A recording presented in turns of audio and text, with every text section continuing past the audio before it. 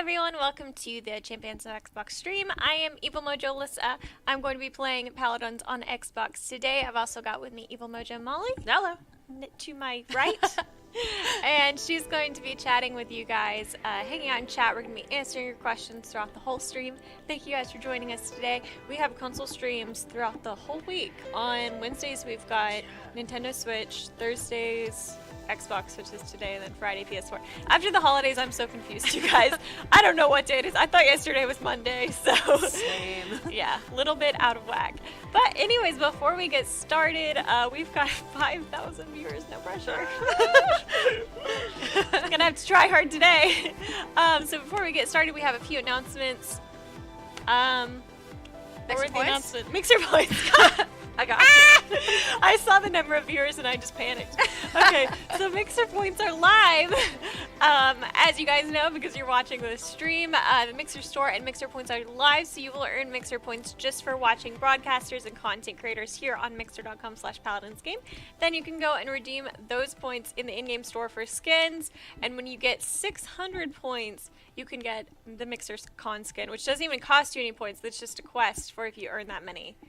Yep. I actually saw a couple questions about that. So just again to clarify, okay. MixerCon, all you got to do is watch Mixer, earn 600 Mixer points, and then as soon as you get that number, he will automatically unlock, and you're free to spend your Mixer points on other things. Yep. So you can end up getting, after, I mean, by the time you've gotten Con, who is 600 Mixer points, you'll already have a couple of skins along the way. So really awesome. Thank you guys for hanging out with us. We've got 24/7 content for you throughout the week. So we have developer streams, we have console streams, and then we have amazing content creators and streamers that come on throughout the week every single day, and you can catch them here on Mixer. Alrighty, so I think we're ready to get started.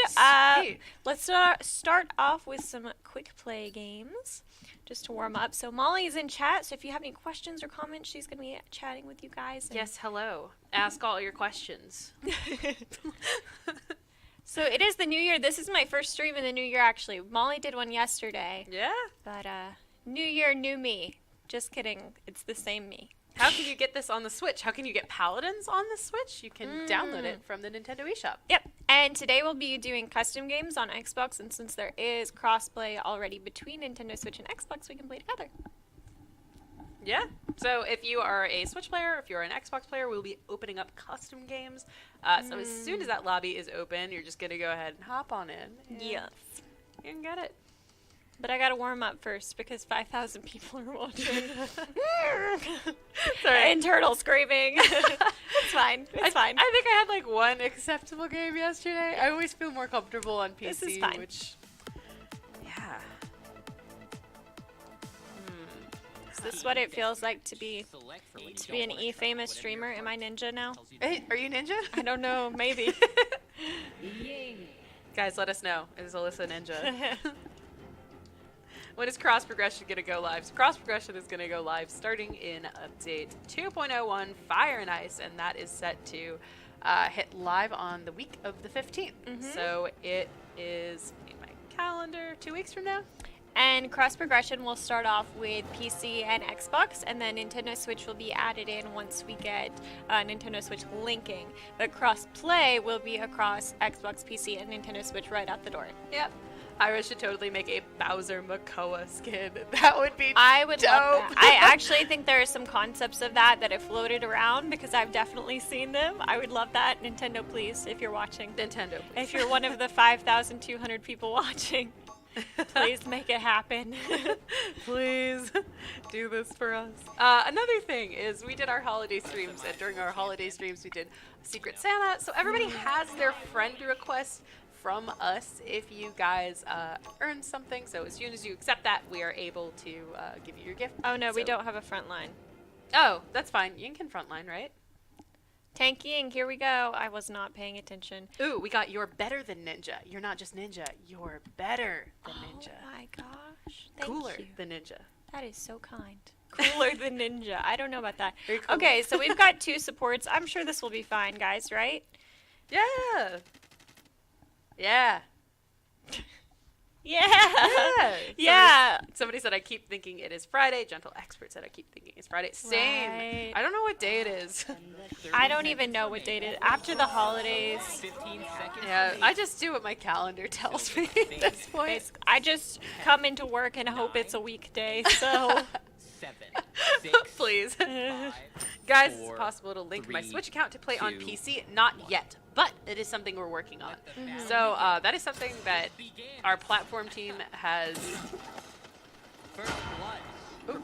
That is something that our platform team has been working on for a little while now, and we hope we're getting close to a solution there. So what happens is Nintendo does linking different than every other platform. So like Sony and Microsoft have their account set up in one way, and we're able to easily link from the hi-rez account to your console account. But Nintendo is separate, actually. It is your specific Switch. You're playing on your Switch, you're playing Paladins, but that's not linked to any of your online Nintendo stuff by default. So we're working with Nintendo on it.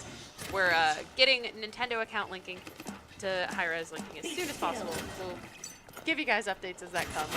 So Switch will not have cross progression right away, but that is definitely a high priority for us.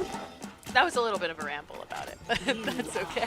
TMI, Molly, TMI. TMI. I just gave you, if you wanted to know how the tech is working, go with it. Nintendo marches to their own drum, someone said. Yes, but it's kind of a cool drum. I always like what Nintendo does.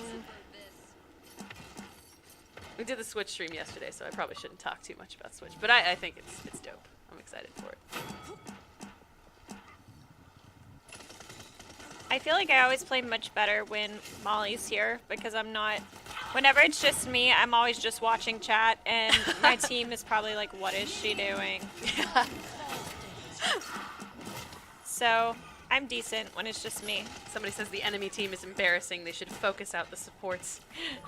Well, we've got 2 of them. So. Yeah, there's a lot of supports to focus out there. Why do my messages not show up? Tiller Pillar says. Well, they do. I'm watching them right now. Oh, are y'all doing beer games because Magic is on Xbox right now? We are, yeah. If TPD wants to play with us, he's totally welcome to. We'll be opening up custom games right after this. Somebody said everything is better with Molly. Thank you. That's sweet. That's sweet. How nice. Concentration on Alyssa's face. You're focused. Oh, really? God. Yeah, you're focused. Prepared. I can actually play decently when my attention isn't split. Yeah.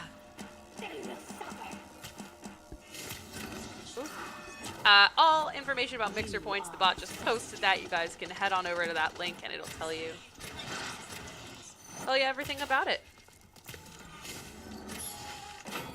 Ooh.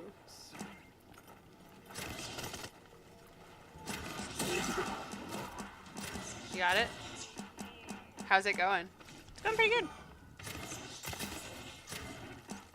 Who's going to stream on PS4, though? That is me hosting. Alyssa will be there, too, though. We'll both be hanging out for the stream. I don't play online games or shooters on PS4 very much. I play PS4, but it's mostly like narrative games. And so I did the PS4 stream last week, and it was like, I couldn't figure out the controls. Yeah, you just finished Become Human, right? Detroit? Yeah, I finished Detroit Become Human. I'm actually pretty obsessed with it. So. Oh my god. It's an older game. I mean, not older. It came out in May. But it's not a new game. But I just got around to playing it because I have like a games backlog. What else is on your backlog right now? What are you looking to play in the There's year? Assassin's Creed DLC that I haven't gotten around For to. Odyssey. Yeah, what is Canessa doing? For her best, please. For Odyssey.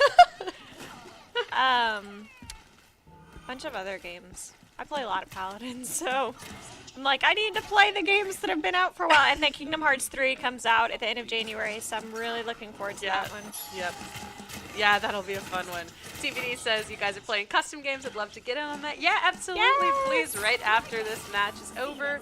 And it is pretty close to being done. We're about 13 kills away from that. We will be hopping onto a custom game. We'll let you know. Oh.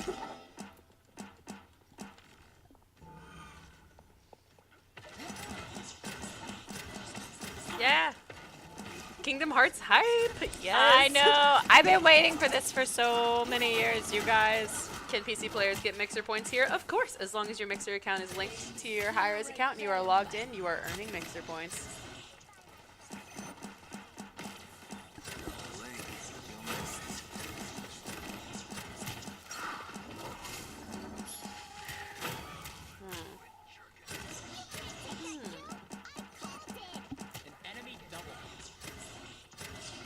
Are you on EU or North American servers when you play custom? We are on North American servers. Our community managers for other languages, so we have community managers for French, Spanish, and Portuguese that also stream, and they stream sometimes on EU servers. So if you'd like to play with them, you are definitely welcome to. Yep, Alyssa and I are in A&A. We are based in Atlanta, Georgia.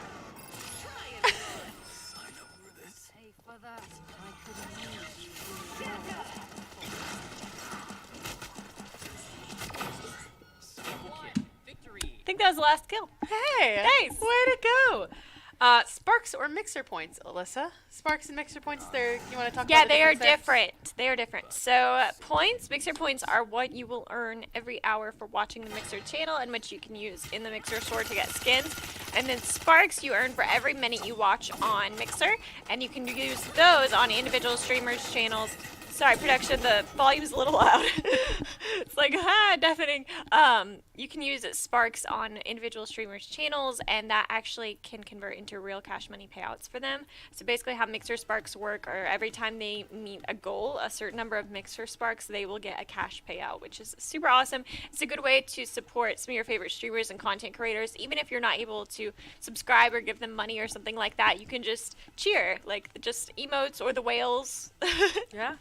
So use those on their channels to support them. Somebody said dab. Dab. Dab. I am a New year, new you. New year, new me. I'm never dabbing again. New year, no dabs. New year, no dabs. All right, so we're going to go ahead and open up that custom game. Yep. If you guys want to get in on that, you're welcome to.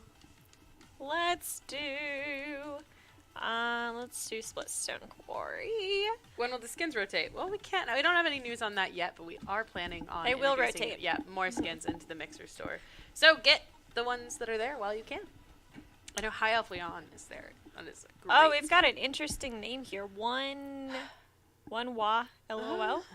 That's a Switch player, it seems. DPD Magic Live, nice. Nihonjin desu ka? They might be Japanese. They've got Japanese in their name, or they might have just thought the characters are cool. What did you say? I asked if they were Japanese, because they've got Japanese characters. Cool. I can actually pay attention to chat now, guys. Sorry, I was really into it. I have to try hard because 6,000 people are watching. Play on PC. We do play on PC every Tuesday. We both play on PC. We'll play some PC during the fireside chats on Tuesday. Oh, do this. Sorry, guys. I had to move some of you over. Oh, TPD's in and Pop Pop Pow or Pop Pow Pow. Sorry, I always call you Pop Pop Pow. Pop Pow Pow is back. And Gentle Expert, thank you guys for joining. Let's see, who should I play? Who am I gonna fill? Are they ever gonna bring back payload maps? I wonder why they took them away. So payload was actually one of the least played modes from a player perspective, which is why we ended up taking this away. Yeah, it wasn't one of the more popular game modes, and we didn't want to split our player population enormously because that's ultimately going to lead to worse matchmaking. So Siege was by far the most popular game mode, and TDM and Onslaught are both extremely popular now. Payload might come back as a limited time game mode in the future. We're actually looking at events that have more limited time game modes like Rise of Furia did with the jumping puzzle. So that's something that we're looking at now, but it probably will never be back as a permanent game mode. Or at least we don't have any plans. Questions about the old customization system, parts and pieces, and why we switched away from that. So pretty much all these skins you see on the screen right now, not all of them, I think Talos is just default, but all the skins we're making now would not be possible with parts and pieces. I mean, just straight up. It was a nightmare for our modelers and riggers to have to come up with skins, and our concept artists to have to come up with skins for parts and pieces, because you constantly had to think about how every piece of a skin would interact with every other skin that was already in the game. So the reason that we have such dope skins now and really cool content in the game is because we moved away from that system. You can still change your weapon and your skin, and you can use either the default voice pack or the skins voice pack, so there is still a lot of customization. And I mean, Paladins is a game that's about gameplay customization. So, you know, that's not all gone. We will never take that away. But it was just for the quality of the game and the quality of the skins that we wanted to create. And also from a processing standpoint, it's much easier for the processor and better for performance if there's just one skin that they're rendering rather than parts of very many. So it was just better for the game. I totally understand that a lot of people miss it though. I did Volcanic Makoa with the googly eyes. Like, that was my main skin was Volcanic Makoa with the googly eyes, and I do miss him sometimes. I see him in my dreams or maybe my nightmares. But ultimately, it's just to create better content and better skins for the game. And I think that's clear in the skins that we've had since then. There's definitely a difference. If you go back and look at the skins we had back then, I mean, it doesn't even compare. Somebody's talking about, would you put more K-pop dances in the Games for Champions? Because I know Ying is inspired by Playing with Fire. She has one dance from that Blackpink song. And somebody said, I'd like to see Buck Gangnam Style. Aha! That would be pretty cool. I'd like that. What dance would you like to see put in if you had your choice? An iconic one, maybe. SHINee is my favorite K-pop group. I really like their Lucifer dance. Yes. It's amazing. Yeah. Super good. Super cool. I was thinking maybe old Super Junior, like the Sorry would be fun. Or Girls' Generation has iconic G. Yeah, G. Somebody question about mixer points. Do you have to get for earning MixerCon, unlocking that 600 mixer points? Do you have to earn all 600 together, or if I earn 400, spend that 400? Can I earn 200 more? Yeah. Does it work like that? That's exactly how it works. So it's your total amount that you've earned. It's not how many you have in your inventory right now. Yeah, so you're welcome to go ahead and spend your mixer points as soon as you get 400 to grab High Elf Leon or the Fernando skin. Your game crashed. Sorry, you're the Furia. Load back in. Oh no! Sorry, Furia. Oh, sorry, Furia. If you have... Yeah. Send a payload. You know, the objective. Magic sends his love. Love Beth. Hello. Ew, K-pop, see ya. Graceful spoon. Seriously? I mean, yeah, you're right. Oh no.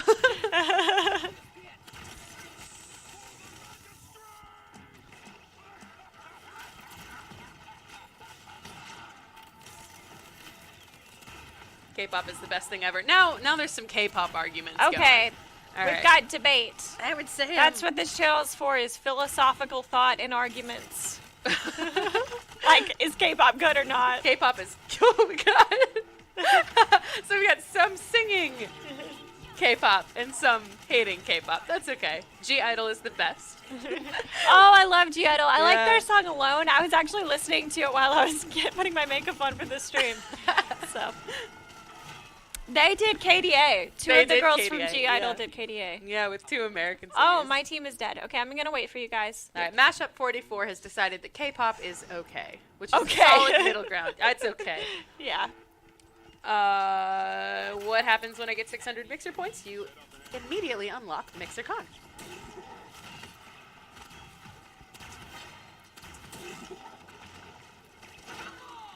Oh Jesus, that's not where I meant That's to go. right. Other than K-pop, what is your favorite music genre?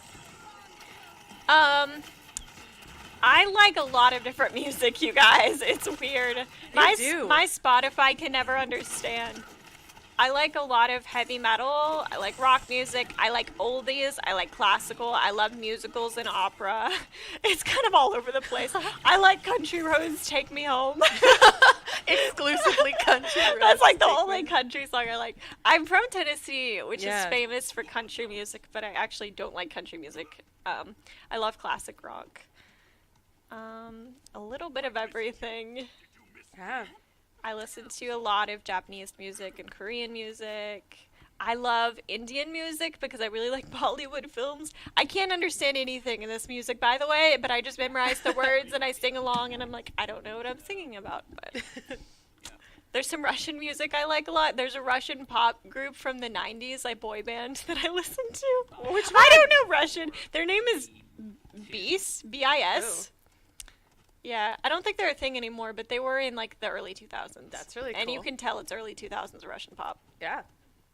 I listen to a lot of hip hop. I still listen to pop punk. I'm still on that. I love pop punk. No shame. Yeah, no shame.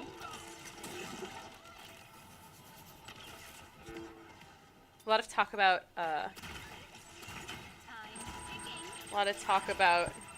J-Rock as well.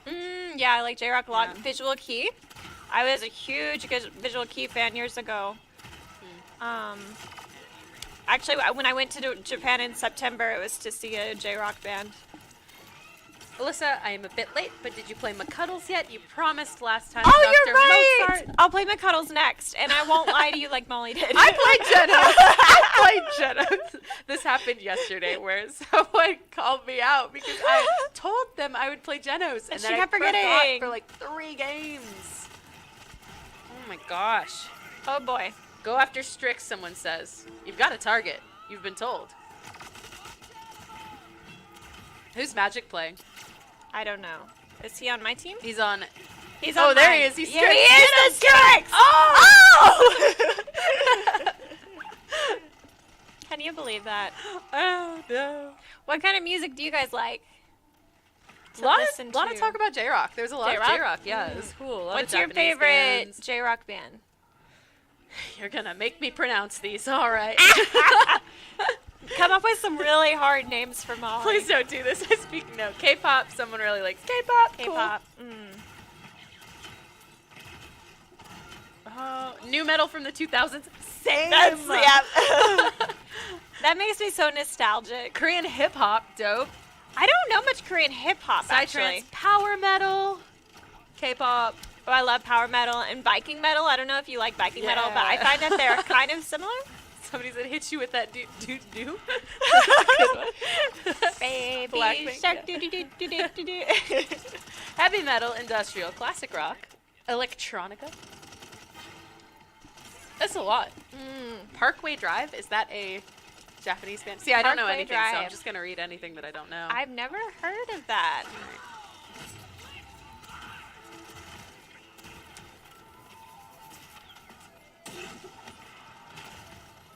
Justin Bieber. Cool. Classical. Okay. Classical. Kanabun. The classics. K-N-A-B-U-N. Is that a Japanese group? Maybe. I like the old school J-Rock groups. So. Yeah. Dubstep. When are we going to get more skins on the Mixer store? So they will rotate through, but we don't have anything to announce for now. Does anyone watch Attack on Titan? Did you watch Attack on Titan? The Doors. Yes. Great. The Doors. Great music. Classic. I love Jim Morrison. Neko Puffs. What a cute name. Thank you guys for the game. The Gazette. Ramstein. Isn't that Du Hast? Yeah. Du hast. Du hast mich. That's the only part of the song I know. You went for that. Marisu Mizeru. I love Marisu Mizeru. Actually, Mana-sama is thank coming God, too. you said that. Marisu Mizeru, Miyavi, Gakt, I saw Durin Gray. I love those bands. Mana-sama is actually coming to Atlanta next October, and I cried when I found out. I was in my grandpa's house for Christmas when I found out he was coming to a convention in Atlanta, and I started crying. My grandpa was like, "What's wrong?" There's a request for you to sing now. You gonna sing? I already sang Baby Shark and Du hast. What do you want? Thank you for the game, you guys. Oh, that one. That was one side. That was the I got Molly, I got 0 kills, 0 assists, and 8. It'd be like that sometimes. Sometimes this is how it works. Sometimes it'd be like that. Thanks, TPD, for the game. Thank you, everyone else who played. Just 7,000 viewers. The 7,000 viewers. That's okay. That's fine. Okay, I'm gonna do McCuddles next. All right. Oof. Let's do another custom. See, I do good in the quick plays, and then we do the customs, and you guys annihilate me. That's what happens. Request to run through how you link your hi-rez account and your Mixer account. Yeah, so you will create a Mixer account first, then you go to hi-rezstudios.com/link, and you just link them together. That's all you have to do on that webpage. If you have a console account, then you'll need to link your console account to your hi-rez account and your Mixer account to your hi-rez account. So they're all interwoven. Yes, yes. You want to play also? You are welcome to play. We opened up Oh, whoa, that filled up. Majestic Corn. Majestic Corn's great. Majestic Corn has always, like, Majestic Corn gets a ton of the top plays when we play. Majestic Corn is a beast. Well, they're on the opposite team, so. Well, maybe I'll get a kill this game. Okay. You can always be involved in top play, even if you're not. Usually I'm the one getting killed. McCuddles. Like, look, that was me. Alright, just playing McCuddles. McCuddles. So cute. Such a good skin. I have to see you, or I have to go see you guys. See ya. Goodbye, Nanax. Thanks so much for hanging out and joining.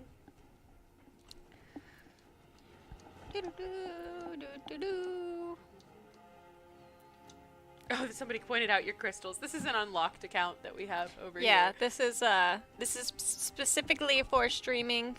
Yep. I'm rich! In the realm, at least. Just in the realm. Just in the realm. Yeah, just for now. What do you guys, what game's coming out that you're excited for? We talked about this a little bit earlier. Anthem, Kingdom Hearts 3. Anthem, yeah, because I'm a huge BioWare fan. Gentle expert, I wasn't expecting Alyssa Ramstein cover in the stream. I'm sorry. Oh my gosh. I got a little excited. I've had my caffeine, you guys. Molly got me a tea before we started, so. You went in on that cover, too. How can you not? You're not just like, du hast mich. Well, that's what I say. Where does one check their Mixer point balance? In-game, in the Mixer store. Thank you, TPD, for joining us. Thanks for the game, even though you totally annihilated me. Appreciate it. I won't forget that. Appreciate it. Yep, so it's in-game. Cora is exactly right. In-game in the store under the Mixer tab. So you go to store, go to the Mixer tab, and then there's like a little bar at the bottom that will show your progress. Local streamer screams at viewers. Yeah. I love it. I love it. That'd be a good The Onion headline. When was the Ramstein cover? We need it. That was just a Colombian. Just a Colombian. It is probably about 10 minutes back in No, the you stream. don't. You're welcome to watch the VOD. It'll be live right after we're done. That's okay. You don't Clip have to it. do that. You know, remix it. Remix it. Ah! This is what happens when there's 6,800 people watching me and I panic. Yeah. Prepare yourself mentally. Here we go. Oh, he's so good. Let's play dress up. So cute. Cuddles. Another great voice pack. A grade A voice pack. 4, 3, 2. Someone said, "Don't panic, BB. You got this. I believe in you." I really like it stresses me out when just a couple hundred people are watching me. So Wild Agenda recommends Deft Hands. I feel like a GIF won't really encompass the Du Hast please amazingness. It doesn't have the sound. I think we need it at least in an MP4 or like a WebM with sound. That's okay, Remix. you guys. YouTube video. Shoot her viral. We'll go viral. This is it. Y'all can thank me for starting the Rammstein thing. Thank you. Who is this? David the Caribou. Thank you. Really? Is that? David the Caribou. I don't know if that's something to thank. No more magic. I don't think in this game. I think he wanted to step out and let some other viewers take his spot. Ah! That Maeve just shut me down.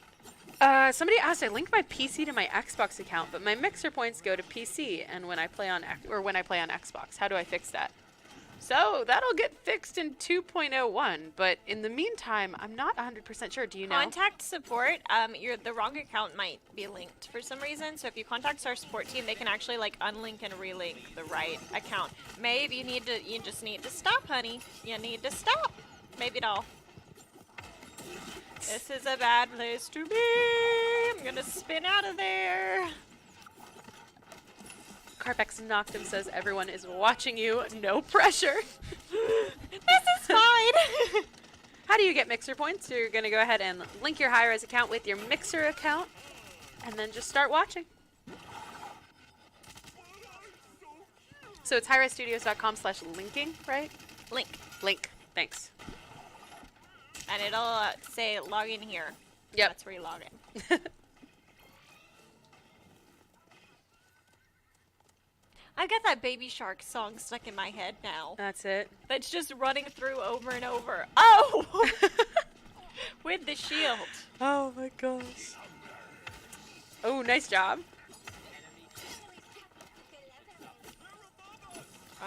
No. Not Quite. You got this? I do good in the quick plays, and then the customs come around, and it's just embarrassing, you guys. Somebody asked, what's the Baby Shark song? They're trying to get me to sing Yeah, it. yeah, I am too. I already sang it once.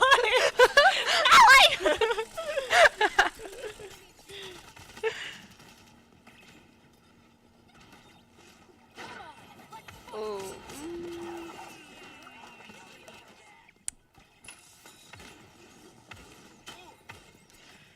Oof. It's because people in customs are actually good. Yeah, you guys are great. Better than me. Give me them sweet heels. A ruckus, cuddly skin would also be cute. This That would be Ash cute. just won't die. Please, for the love of God. She does that. She does that. It's in her kit. Oh. Nice. Look at you. Majestic Yeah. chord. What? I thought his ult was over. I just walked right into that. You're really going to make me YouTube the Baby Shark song? Yeah, we're going to make you YouTube I the already Baby sang Shark it song. once, and I don't know how many clips y'all are gonna get out of this, but I'm not giving you any more. 4, 3, 2. It's a banger, to be honest. Somebody just asked if we have a dog. I do. Yeah. He's not here No? that I know of, unless he got out Yeah. and came all the way to my work because he wanted to see me. I don't have a dog. She has a kitty cat. I have a kitten though. He's real cute. His name is Spike. How about you guys? Do you have any pets? Nice. Victor, stop! Ooh, favorite song to sing? The real questions. Coming out with the real questions. Baby Shark. Baby Shark? You know the Shrek 2 version of Holding Out for a Hero? That is my jam! That's my go-to karaoke song. I need a hero. Yeah, there you go. I'm on in a boat. That one is better than the original. It's so much better than the original. It's the fairy godmother from Shrek, and it's at the end, right? When they're at the it's party. when they're storming the castle, it plays in the background. Shrek 2, masterpiece. And she's on the piano. So good. A snake and two cats. Ooh, cool. They have snake. Ooh, snake. Can you do tricks with him like Maldama? Can you throw him at people? Yeah, is it kind of a battle Have you snake, tried? or is this less of a battle snake? What do you guys think about a Paladins RPG? It will be taking place on the Realm map. That would be cool. That'd be neat. If you guys ever run a Paladins like D&D campaign or anything, please let us know. That would be awesome.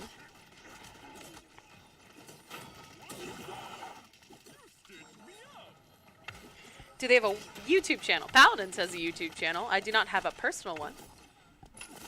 Nope. Nope. Paladins does though.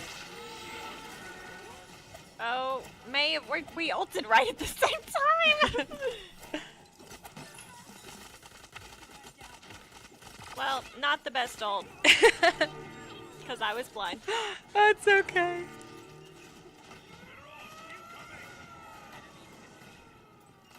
Columbia says, really upset to see a glorious Dredge six-pack avatar and not a shirtless Koga avatar. You never know what could happen. Anything could happen. Don't doubt Molly and I. Yeah, don't, please. And the ridiculous, unnecessary things that we will do. My snake's name is Monty Python the Corn Snake. That's cute. Monty Python? That's so cute. That's adorable. I had a lizard in college, and I named it Wizard. Have you heard Brazilian music style funk before? You know, I can't say I have. I would love to hear it. Please tweet it at us. Yeah. I want to see it. I don't know much Brazilian music, actually. No, yeah. I know Despacito. And That is. I know Fanny Lu, which I think Fanny Lu is a Colombian pop singer, but I don't know if she's still popular. She might not be Colombian either. I like Shakira. Shakira. Unnecessary. It's totally necessary. We do a lot of weird stuff, you guys. Why can I not see you in game to join you? I'm not sure. Baby Shark better than Despacito. We'll open up one more. Ooh, actually, we may not have time to run another custom game. I don't think so. We'll play tomorrow on our PS4 stream, and we'll probably play a quick play after this one, depending on the time, because this one we may be in for the long haul with this one. I don't know about that. No? You don't think so? All right. Best name for a lizard is Drogos. Drogus. Drogos is a good name. Everyone wanted me to name my cat Maeve and my plant Grover. I mean, I can understand why. Yeah, I guess. If I named every plant I had Grover, I just have a room full of Grovers. Grover 1, Grover 2. Yeah. Get over here.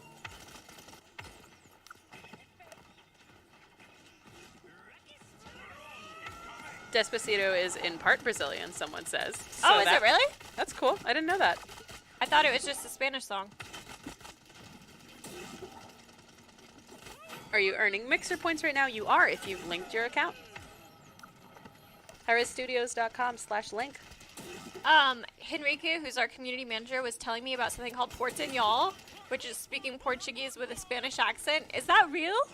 For all of our Spanish or Portuguese viewers? He said, you know, like Spanglish? Like, yeah. Well, he said it's like that, where if you go to Latin America as a Brazilian and you don't speak Spanish, you speak Portuñol, which is Portuguese with a Spanish accent, and a lot of times you'll understand each other. I thought that was really funny. Huh.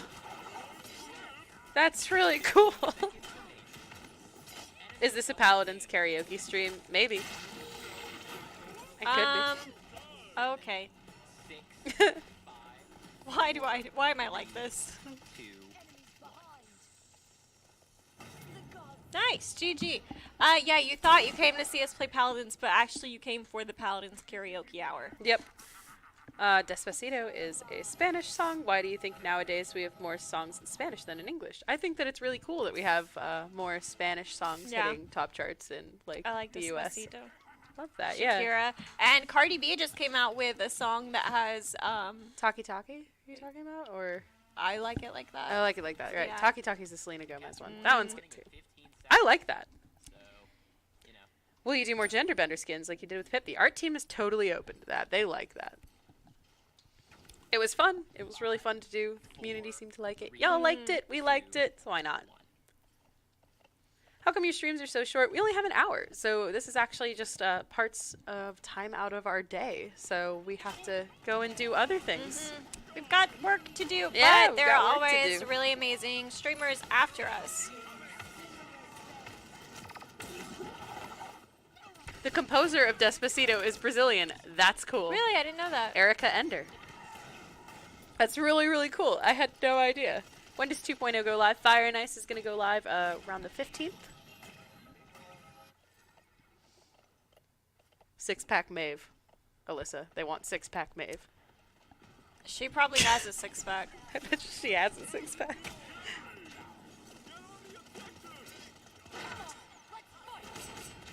Taki Taki is with Gomez, another rapper. Yeah. Ah, man. Knock her out. Best voice pack for this skin. Enemy double. Enemy Which region are you making the custom games in? This is NA. Yep. North America.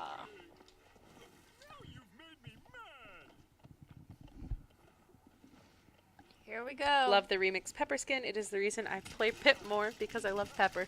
Oh, I'm so glad. Yep, of Yeah, course, got she's it. super cute. Wednesdays are Switch, Thursdays are Xbox, and Fridays are PS4. Man, that Victor's ulting a lot. There's a lot of opinions on where Despacito is from. So, What Luis is- Fonsi is Mexican, Daddy Yankee is Puerto Rican, but apparently the composer is Brazilian. What is the truth? Interesting. I don't know. I know a lot of Mark Anthony songs. Which he sings in Spanish. He's Latin American, so he was married to Jennifer Lopez, and I like a lot of his music. So I know Spanish songs, music, but I don't necessarily know what I'm saying. Furia is my best and favorite champion in Paladins. We have a lot of Furia fans that play with us, actually. Yeah, she's pretty great. Whoa, Joe. Oh, my cuddles. My cuddles. He's too squishy. Well, he is a soft blush. It's his plushy state. It's too squishy.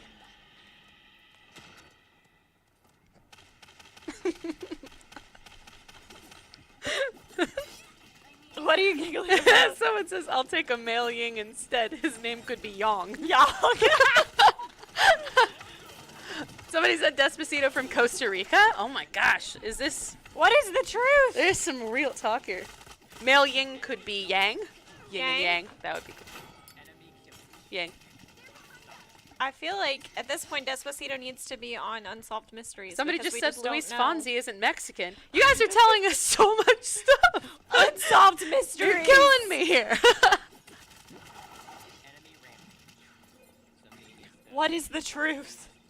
Is there any advantage of PC over controller? It's just preference. So He different. ulted again. Yeah, you can opt out, and different cues in crossplay will be input based. So if you are playing with mouse and keyboard, no matter what platform you're on, you'll be paired against mouse and keyboard players. If you're playing with console controller, you do that. Some games I just like to play with a console controller, and I feel like other people share that. And then sometimes if you only have an Xbox and you want to play with keyboard and mouse, we want to allow you to do that. Oh my gosh. You will ultimately have much better games with crossplay enabled, however, but just because the matchmaking pool is going to be so much larger. I'm scared. Cora says Despacito was filmed in Puerto Rico too, so that's another point for Puerto Rico. Oh, okay. She would know. Mm-hmm. Probably already knows. We gotta check this out afterwards. I bet you it's a good like compilation. Female Damba, Medusa. That's cool. Madamba. Medusa. Oh, I thought he was gonna fly right off the edge. She could just be, yeah. Got my Maldamba caffeine. and Medusa. That would be really, really cool. And she could have snake hair, rather than isn't Medusa in Smite? She is. She's a Greek god. Mm-hmm. Well, Greek mythological figure. But yeah, she's god in Smite. It's really cool. The captain That would be a cool crossover. seconds. So, you know, go. Dumbo's got legs though. Medusa. Not has. True. Has no legs. So here for a female Damba. That would be Okay. really cool. Female Koga or Jin. I want a female Koga. The heat is on. That would be cool. 3-3. You got this. Debatable. Can PC players play with PS4 when crossplay comes? He's ulting again! How? He must have like max morale boost. No. How are Mixer points awarded? It's just time watching Mixer.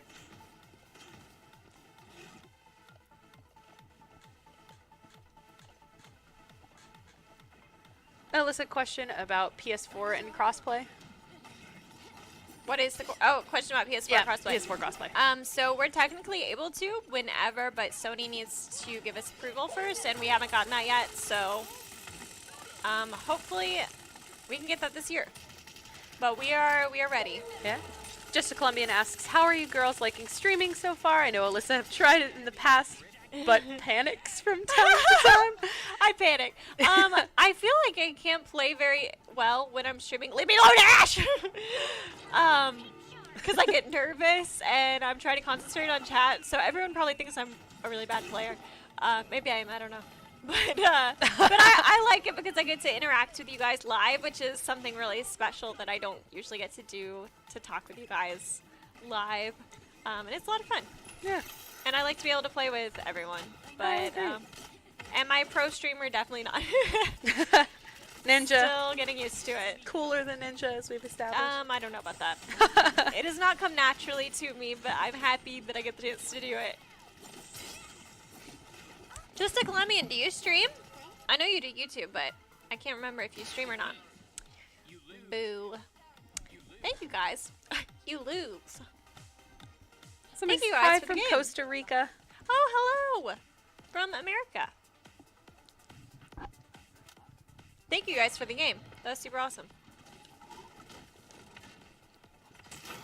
This was definitely going to be our last game of the day. Yep, last of the day goes by so quickly, but we do have another stream. Man, hi-rez, you did well. We do have another stream tomorrow. PlayStation 4. PS4. PS4 stream. 2 p.m. ET. With Molly. Me. So that is it for us today. Thank you guys so much for joining us. You can find me at Evil Mojo Alyssa and Molly Evil Mojo Molly. Evil Mojo Molly. We'll be back again tomorrow with the PS4 stream, and then tomorrow is Friday. Oh my gosh! So next week we will be back to our regularly scheduled programming. We've got streams 24/7 here on Mixer. Thank you guys so much for tuning in. We love you and all the games. This has been Evil Mojo Alyssa signing off. Bye, guys.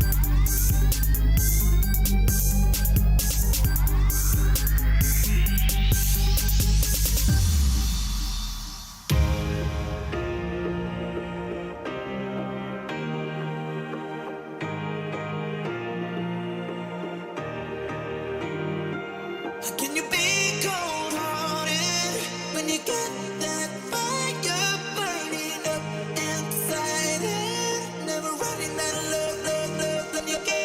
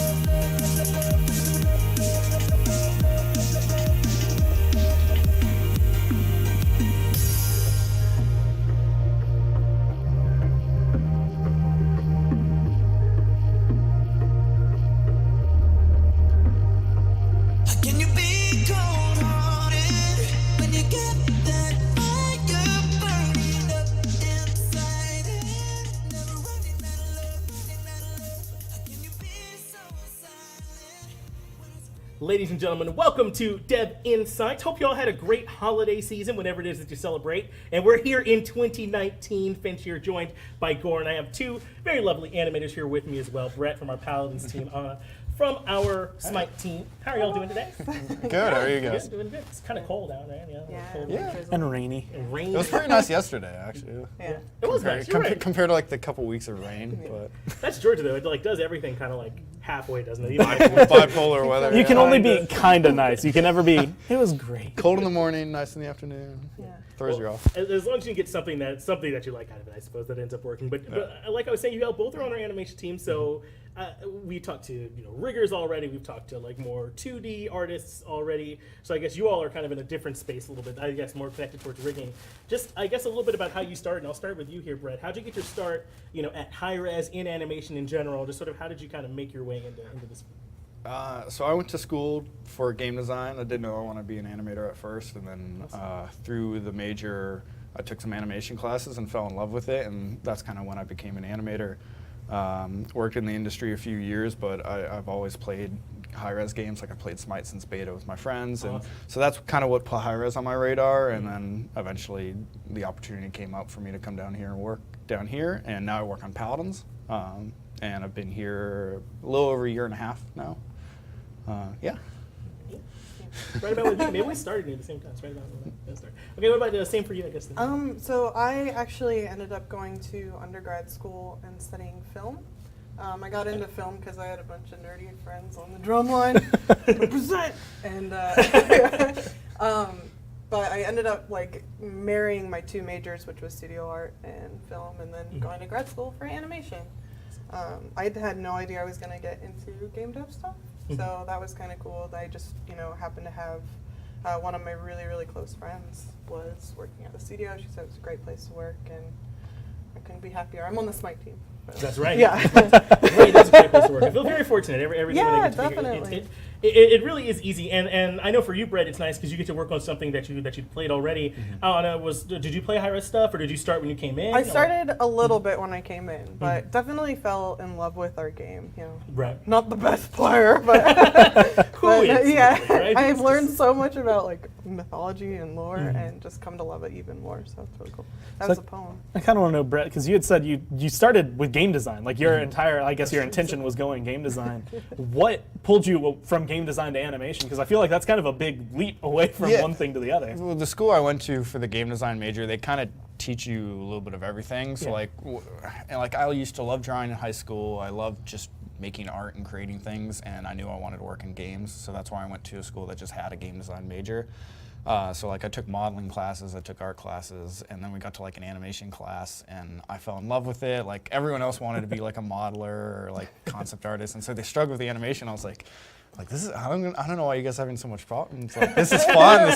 This is awesome to do. And it was kind of at that point where I was like, okay, maybe this is what I want to do for a living. And from that point on, I went into animation. And I've worked as like a general artist for other studios and some smaller projects, but I always consider myself an animator, and that's my focus. Well, I think it's hard for people to conceptualize, and me a little bit too, because it's so different from, I guess, traditional like mediums, right? If you were just drawing, or even if you were doing digital, like, digital 2D art.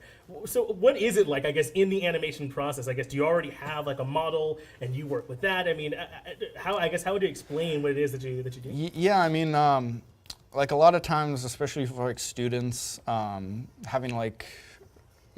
a model a whole character and then rig it for animation is a lot of work. And so for like a lot of animation students, they find riggers who create rigs for animation and then give them out as open source to the world for you to use. And so a lot of students use stuff like that. Like in school, we were taught how to rig, and so like I'm not a good rigger, so I don't like doing it. But like we were taught how to do it. That is just to like, it's good to get an understanding of that, because like they're before us in the pipeline anyway, so knowing how they work is just good knowledge to have. Like, so in school, you would just essentially have to find any model that you could get your hands on to animate. And so that was essentially at the mercy of what riggers put models out there. And sometimes you would find really cool ones. There's mostly two programs we use, 3ds Max and Maya, so like a lot of times rigs were made for one or the other. So like luckily we kind of learned both in school, so I got to kind of have access to all the rigs that were in both. But really as a student we were able to work on whatever we could find as a rig. Sure. Yeah. Well, what about for you, I guess, would you say sort of like the difference? Because sometimes you have to do, I think, maybe like a little bit. I think we were talking with them back in the first week, someone from the rigging team, and they were saying that sometimes there's something really small, you all might be able to do it before you send it back to them, I suppose, and then kind of like handle in your end. Is there, I mean, what's that, I guess, that connection like for you all? Maybe like teeny tiny things. At least on my end, I gotta ask somebody to help me out. But yeah, I mean, like Brett was saying, it's good to have a knowledge of what comes before you in the pipeline. Like if we have something that we know might need a little tweak, that's going to mess up animations or make animations harder later in the pipeline, then we might as well just go and bring it and fix it right away. I think like things like capes. There's so many different ways to rig capes, and it just depends on what kind of character it is. Like capes and skirts. I know like we had hi-rez skirt. That was something you have to keep in mind for future skins and stuff. And if something on the rig is not working, our team's amazing. We just be like, hey guys, can you help us out? And a lot of the times it's on our end too, so this is a lot of back and forth. So you'll get the full model, everything's kind of there, or mostly there, wherever they are in development. It has the skeleton kind of built in, so you just kind of tell things where to go. Like, how does it go from just standard, like I guess like T-pose general to fully animated champion or god in the game? Yeah, so it depends on like certain gods are finished way ahead of other ones. So we could get like a model that's just like barely there and you have to use your imagination, which is kind of fun. And then we can get a character that's like fully, almost like completely done. And that's really fun too. But we use 3ds Max here at our studio. So we use the biped system, which I know people are like, oh, you guys use biped system? Which, I don't know, I've grown to love it a little bit. It makes some things easy. Yes, some I things also are have terrible. lots of thoughts on it. I'm sure, yeah. But yeah, we basically, what I like to tell like people is think of stop motion puppets, where the biped is like the skeleton of the puppet. We actually click on the arms and the bones and move them around, and then add keys where we know that we want certain things to end up happening. Then we have to go through and like kind of mold it a certain way. Then go through and do secondary stuff. So we actually don't have a lot of simulation at our studio. We're starting to get a little bit better. But if anytime you see like shoulder pads or cloth or hair, we have to go through, and that's kind of the last thing that we do is polish that stuff off.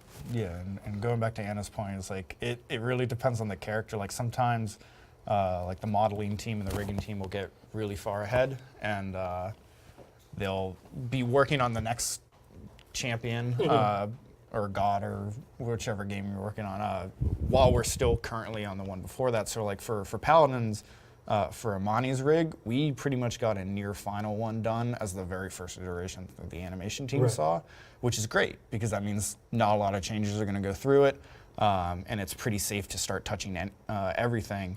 Whereas like sometimes we'll get a gray mesh that's on the rig for the first time, and there's still things being modeled, and there's still changes that could go in. Like for Dredge, we kind of got a very early pass on him, and especially on the squid on his gun. And so like there were things that like the tentacles went through changes, and so we did an animation pass of those once and then had to go back and adjust things because modeling did change, and we had to kind of adjust our animations to that.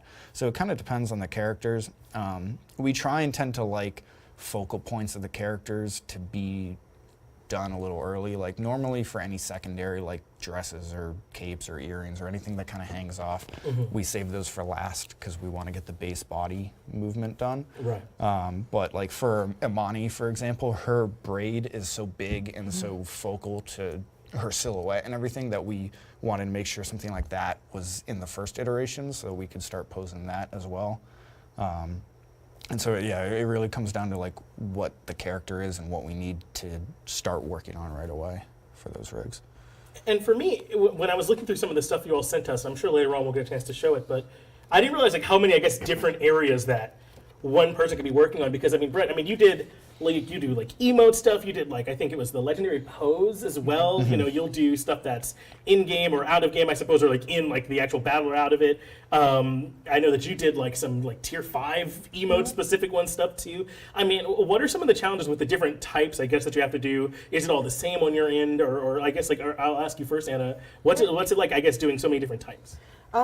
So yeah, they're not all the same. There's definitely a huge difference between doing emotes and doing like offhands or in-hand auto attack stuff. And that's mainly timing. Like I know right now I'm working on a recall animation where we have to make sure it teleports back at a certain time. Right. Like to the base so that you can, you know, load up on your potions.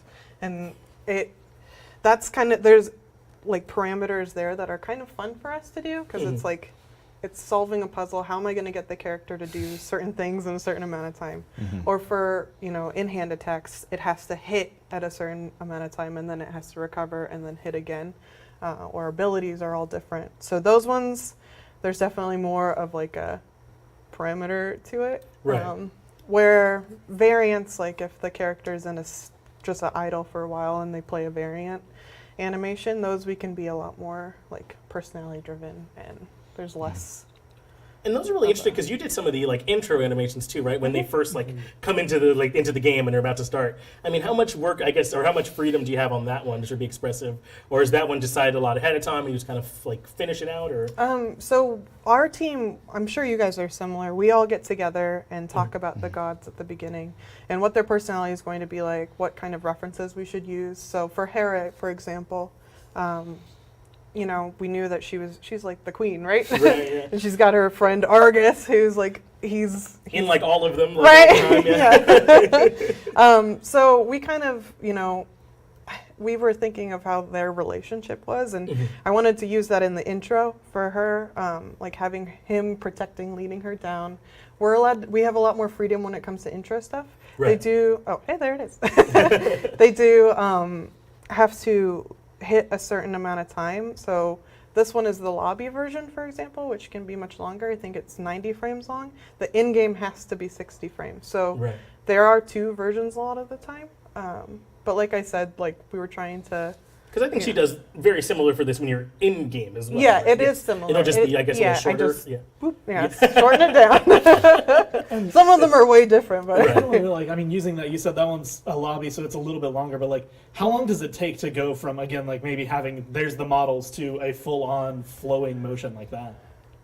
It depends. Yeah, it depends on the character. It depends on the scope of the animation. Like emotes are always going to be kind of the longer things because there's a lot more acting into them, and usually we kind of make those a little more complex. I mean, other animations like a champion's kit and stuff like that will take a while to make, but it also goes through a lot of iterations. Like we'll get first passes in just so playtest can start seeing it, and then like design might make changes, and so like that one, like the overall time might be less, but it's over a bigger span of time, like a month or something. But like emotes usually, and even on emotes, there's a big difference because like we have emotes where someone could do a salute or a taunt or a laugh or something, which is pretty simple and pretty quick, and then we can have much more complex emotes, or like on Paladins we have like roaming emotes and dances and stuff like that, which are a lot more work to do. So like it depends. Like I mean, we try not to. We obviously only have so much time to get a character done. So like in emote like this. Even though this one was kind of more simpler, Leon's dress is a lot of work. So like things like this that are a lot more fun. Like we'll try and take like a week, maybe 2, to like work on some of these. That's what I'm saying. I mean, you all work on so many different ones, and I was surprised when you all sent us into them because. It's so many different gods and/or champions, you know, it's so many different types of animations that you work on. Paladins, I'm wondering how much different is it? Because if you do like the weapon inspect, for example, I mean, is that one done with a full model? Is it done like from the first person's perspective? Like I don't even understand how that's handled. Yeah, so for Paladins, we do have the first person, which is a completely separate rig. It's really just the arms and the weapons. You don't. Like the full body isn't in the actual files that we're using. Like I think there might be a behind the scenes one for one of the dredge specs that I sent in. But yeah, like we work on such a different spectrum, and it's not like we don't have animators that are dedicated to emotes and animators that are dedicated to gameplay. The whole team tackles an entire champion, and like usually I'm sure it's similar for Smite on their team, but like I know on the Paladins team there's only 6 of us, and we try and like every is that true? Yeah, there's only 6 animators. We have like 15 people. And so like with every patch and every champion, we try and kind of Are you like. sure you should be here talking to us?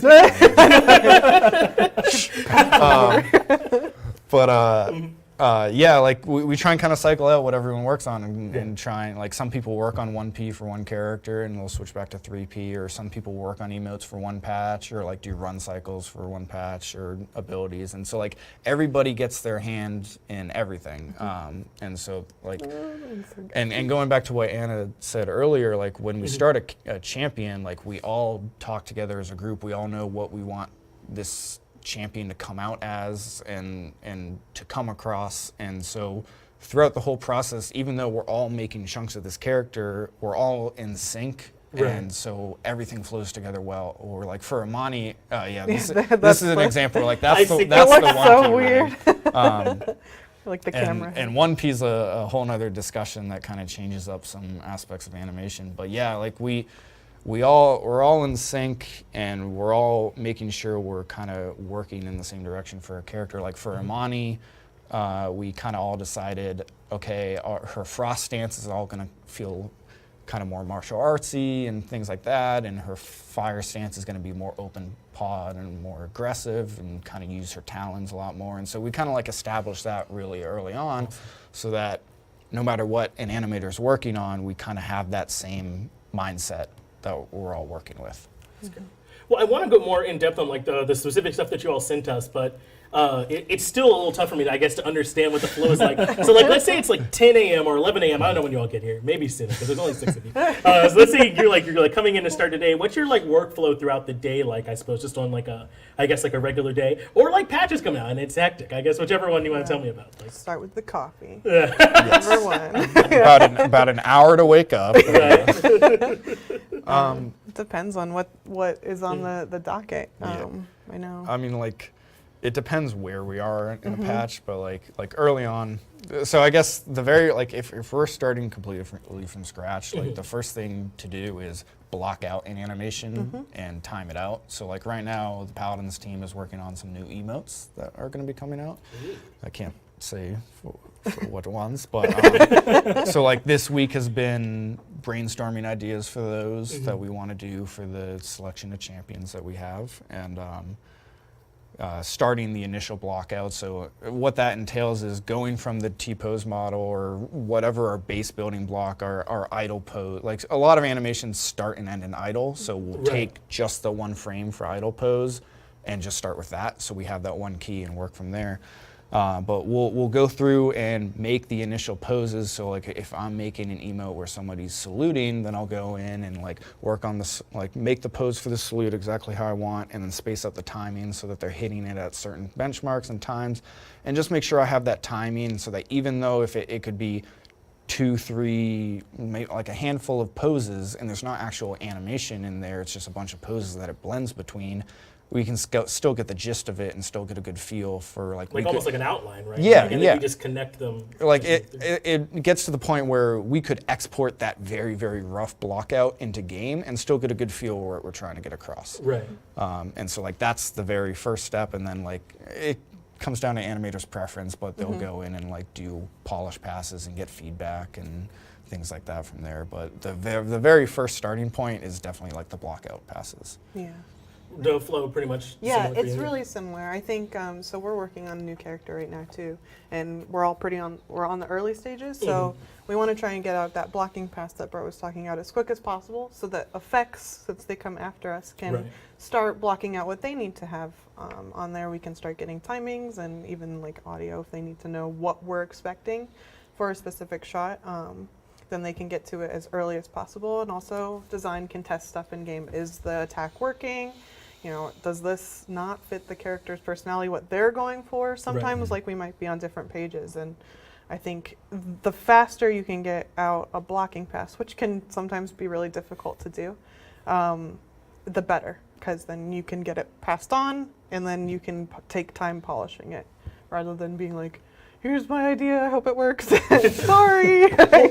That's such a good point that you bring up too, like that you always work with effects, because you know I was doing some work with them as they were playtesting Arthur, right? And so like we'll come in, you know, a couple times. Next week we'll come in and I'm like, oh, I can see what he was actually doing now, like a little bit more, and it's like it's filled in and all that stuff. How much do you all have to work with, I guess, some of the other members of the dev team, because they have to come through and like I guess test stuff and add all the extra stuff. Like how much throughout that process do you all have to work together? So for me personally, Arthur was, since I was working on those in hands, which you did that. Those are different. Very different. Yeah. That was like the first time I really worked closely with Pawn and with Chaos and with Chris, our tech artist, and DJ. And that was awesome. Like that was, it felt really collaborative. Right. Even though we went through so many iterations of it, which is, you know, you got to find what feels like best for in-game. But I think we try to be as collaborative as possible. Right. You know, our goal is to get things in that feel good in game. That comes first. Like it's not, sometimes you gotta like kill the animations that you super love, and that sucks. But if it doesn't feel good in game, then you can't have it in there. Your goal is a little bit different than maybe if you were like Pixar, right? Because for them it's like it just needs to look good, but for you it's like, well, it's got to make sense to somebody who's playing it at the same time. Yeah, and there's lots of factors that come into that kind of stuff too. So, yeah. So that was, I want to say, like, you know, like working, I guess, like interdepartmental, like being able to be close with design, being like, oh, well, they want it to feel more like this, or it needs to look more like that. But, and I guess since we only had 6 people, we see throughout everything that you guys have kind of submitted that you'll work on, like, you made this walk or you made this emo. So does everybody on the animation team come together to make a champion? Or is it like, okay, you 4 are going to be working on like Amani and you 3 are working on Arthur while we're trying to figure out something else for something else this patch? It's collaborative for us. Yeah, we got 15 people. Right? Okay, yeah. So let's like clear. They got 6. They got a much bigger team. That being said, like it's completely collaborative. Right. There can be days where somebody is working on a run animation for a brand new god, and then somebody is working on an override animation or something that doesn't fit a skin. For example, like an intro might be kind of weird for the skin theme, so we override that. It kind of depends on where they're at with their personal shots. But then, you know, if they need a break from that shot, maybe it's getting really frustrating, they hop over to the other character and like refresh and work on something, still be productive, right? While trying to figure out the other one in your head. You know, it's problem solving, so there's a lot of that goes on. Yeah, like for us, since our team is smaller, we kind of do have everyone hands-on, but everyone kind of like we do kind of try and give parts to certain people. Like we assign points on certain things. Like somebody might be point for third person on a character, and somebody might be point for first person. Just kind of let them oversee those two aspects since they are different. Or like if there's a big element for example, on Amani, one of our animators, Carlos, was point on the dragon, where anything that was related to the dragon went through Carlos. He did all the animations for those, so he kind of made sure everything stayed together on that, while the rest of us worked on other aspects of Amani. And so, like, back to the working with other departments, like, very early on Amani, before there was actually a dragon, I think they spawned in like Drogos. I remember And, like, it was just Drogos. And so like obviously the goal was to get the dragon in as fast as possible. And so like Garrett, our lead designer, would work with tech art and programming, and Carlos all together really just to know what animations they wanted for the dragon, what they needed to get in really quickly, and they pretty much had meetings every day at desks just working on trying to get that in as much as possible. And so like different parts of the animation team will be part of those overall collaborations and everything, so we all kind of get to be a part of it in different ways or another on certain characters. Mm-hmm. Our team's a little different than that too, since we have John, our lead, and then we have Ian and Mel and Isaac, our seniors. They usually go to the meetings and then come back with the information for us. So since we don't have first person stuff, we don't really have a point on anything. We're just we just spread the wealth. Right. Yeah. So it's like if you have something, I guess you'll just kind of like work on it all the way through, and they'll like check it towards the end. Yeah, like a lot of times like we'll take breaks in between characters to get skin work done, and usually we'll all tackle, depending on how complex the skin is, we'll all tackle it just to get it out of the way and get it done so we can go back to characters. But everybody, since there's so few of us, like everybody has several animations on their plate at any given time, where like they're not stuck on one. Like they can get one as much done in an iteration as they want, and then switch to another animation and work on that for a bit. And so it kind of gives you a nice change of pace there. We do have the meetings where like usually the people that are points will go to the meetings. So we have Jim, our lead, who will always go to the meetings, and then any influential animator for a character. So like Jim, our lead, will go. Usually the point for third person will go, and the point for first person will go. So like for Amani, it was me, Jim, and Carlos going to meetings, because Carlos was in charge of the dragon, I was in charge of the third person, and Jim was our lead. So we'd all go to the meetings, and that's where we kind of have the bigger conversations with every single department in the room, looking at the character and engine and getting notes and everything. And then after the meeting, we'll spread those notes to the rest of the animators and just let them know how it went. And if there are any animations where a lot of people commented on or how things looked, usually it's, yeah, it looks good, and keep going. So, usually. But sometimes some Critique. It looks amazing. yeah, More of that. Yeah. looks good. Thanks.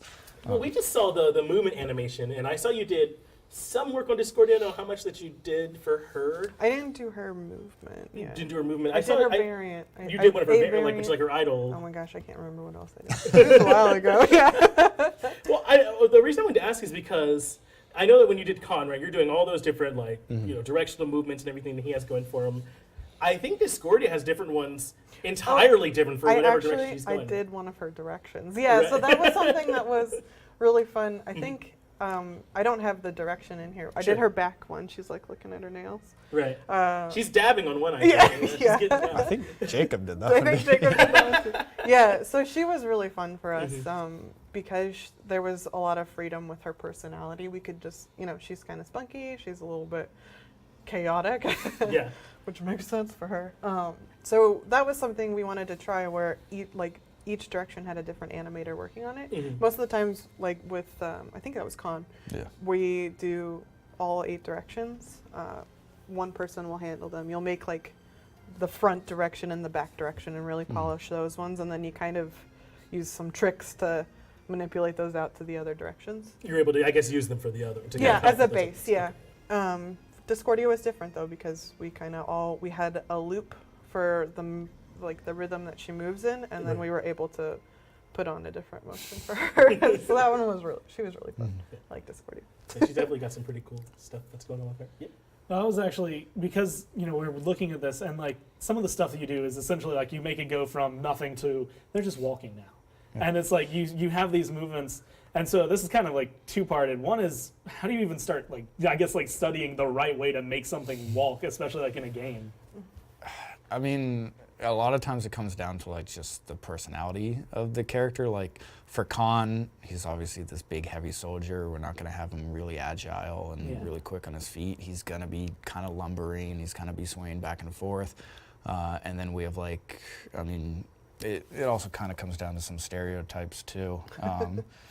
But like with like Leon and Sky, we're gonna have a lot more like regal, posed kind of like walk, and it's gonna be a lot more elegant. And that kind of lets us push their directions from just an ordinary vanilla walk to adding a little bit of personality to it. To kind of bounce off that too, like when I approach run cycles or walk cycles, I always start with reference. Just looking at the basic movement, if it's a male character, like I want to find, for Arthur example, he's running in armor, so I found like a fit male like reference, I think on YouTube or something. Looked at that because you gotta see how the body moves, and then, all right, how would armor affect that? It would be kind of a more like, you know, he's got his shoulder pads that weigh him down and everything like that. So you kind of have to, I think reference is important, but then you have to like make it into the character, if that makes sense. Yeah. So it's not like we just open it up and then just kind of boo start doing it. I have to look. Observation is like so key. I'm sure people like animators and artists in general are always like looking at people. Yeah, you ever just watch anybody walk and I'm like, they got a real great walk. They probably like wouldn't want to hear that. I'm like, no, it's good. Do you ever like make someone in the office stand up and like, I need you to just like walk all back the and time. forth for a second for me? Oh, there's I do. Yeah, God, that's so talk to me good. about getting to do the naming. This was my first run cycle for our game. I put this in there just because it was silly. But yeah, like he's just a little gremlin dude. So like, how would he run? He's not going to be like, you know, he's going to be like, yeah. But yeah, definitely, we are always acting stuff out. Like if we can't physically do it, like I'm horrible at acting stuff out, then we grab our friends to do it. And I know like our team is really close. We could probably go to your team. I'm sure we've done it. Like we share all of our weapons. We've got lots of props. And sometimes you gotta act stuff out. Like earlier today I was doing him turning around, a guy turning around, and like it's really hard to get it in your head, just like, okay, how does somebody turn around? So you have to like physically get up. I move this foot first, and then I move this foot, and then I shift over here. Okay, and then you sit down, and you're like, oh wait, I did it wrong, and then you have to do it again. But yeah, or there's so many things I can't. So. Yeah, during our brainstorming sessions, like it'll get funny because normally we start in our seats and just kind of like huddle around our cubicle, and then by the end of it, several of us will be standing up, like acting out, like, okay, we want this person to bow. Like what if the person did like something, and like we start acting it out, and during our brainstorming sessions, and like even when we start the animation process, it is more. It happens a lot more for emotes too, since it's very specific what we're trying to get. That we can't just like YouTube. That's true, yeah. Most of the time, but yeah, like I know on Paladins, one of our animators, Jacob, has like a GoPro that, like with a tripod, that he'll set up and film himself doing the movements, and then pull it up on his screen while he's animating, and kind of reference that and everything, which is great and really helps you get like a good first pass of everything and get everything blocked out. Before we kind of start tweaking it for the specific character's personality and adding them into it. Yeah, there's a few different like workflows too. Like some people thumbnail, so they'll draw it out rather than like act it out. I have to watch somebody else do it because I know if I'm gonna be on camera acting something out, I'm like, can't watch that. So usually I'll be like, hey, Ian, or Esteban, can you help me like act this out real quick? And we have a camera too. But phones are great. And like. All right, cool, I got it. Like a lot of times it does help as an animator to be like, okay, if I need to put my weight on this foot, then I'm going to turn this way. Like you kind of get like the mentality of, okay, how is your body mechanics gonna work? Like what? Right. Like is all your weight gonna be on this leg? Like when do I have to go down? Like how quickly can I get my leg around? Like it's a whole bunch of mess that like we kind of got to figure out, and a lot of times we just act it out. And if anybody's walking through the wing at any time when we do this, like I've had like the rigging cubicle is right on the other side of the wall from us, and they'll be like, why do you guys keep standing up? Or like, what are you doing? And we're like, we're acting out animations, just leave us alone. Yeah, we've done like the sword swings into the hallway, and like people are like, oh, yeah, hey, this is important. yeah, like since we have a lot of gun weapons on ours, we have a lot of Nerf guns, and so like there'll be times where like we'll be just like standing in our cubicle with guns and just like aiming and like putting it down and just doing like the same movement over and over and over again, and people would just like look at us like really weird, like Oh my god. like are these guys just playing with like toys all day? So I mean, you know, you're watching, I guess, yourselves at this point do all this, or watching somebody you work with. Does doing all these animations, like sitting down and like creating the way someone would just lift up a gun, or like how they're gonna walk down the hallway, or for Leon in that email, like sit on a chair, like does it kind of ruin how you see the real world? Like, do you start seeing animations and everything? I think it makes it better. It does make it better. Oh man.